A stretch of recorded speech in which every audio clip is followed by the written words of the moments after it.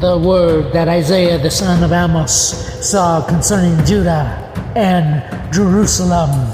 And it shall come to pass in the last days that the mountain of the Lord's house shall be established in the top of the mountains, and shall be exalted above the hills, and all nations shall flow into it.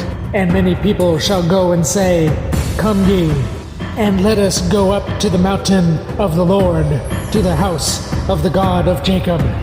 And he will teach us his ways, and we will walk in his paths. For out of Zion shall go forth the law, and the word of the Lord from Jerusalem. And he shall judge among the nations, and shall rebuke many people.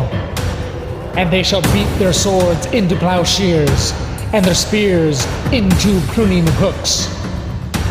Nation shall not lift up sword against nation, neither shall they learn war anymore. O house of Jacob, come ye, and let us walk in the light of the Lord. Therefore thou hast forsaken thy people, the house of Jacob, because they replenished from the east, and are soothsayers like the Philistines, and they please themselves in the children of strangers. Their land also is full of silver and gold, neither is there any end of their treasures. Their land is also full of horses, neither is there any end of their chariots. Their land is also full of idols.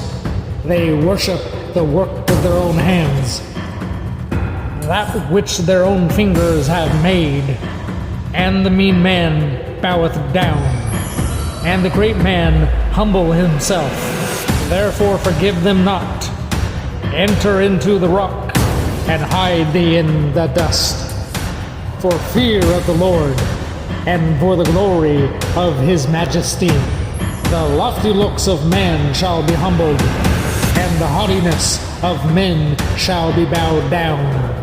And the Lord alone shall exalt in that day.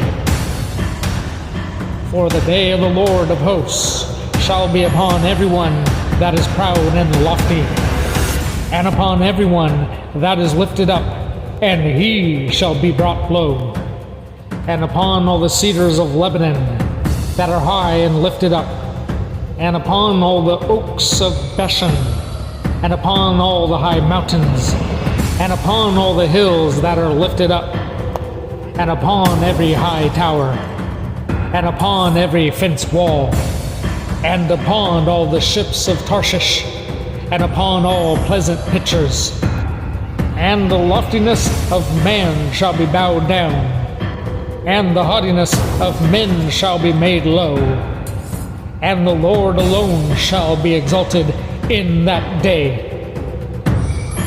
And the idols he shall utterly abolish, and they shall go into the holes of the rocks, and into the caves of the earth, for fear of the Lord, and for the glory of his majesty, when he ariseth to shake terribly the earth. In that day a man shall cast his idols of silver, and his idols of gold, which they made each one for himself to worship, to the moles and to the bats, to go into the clefts of the rocks, and into the tops of the ragged rocks, for fear of the Lord, and for the glory of his majesty, when he ariseth to shake terribly the earth. Cease ye from man, whose breath is in his nostrils, for wherein is he to be accounted of?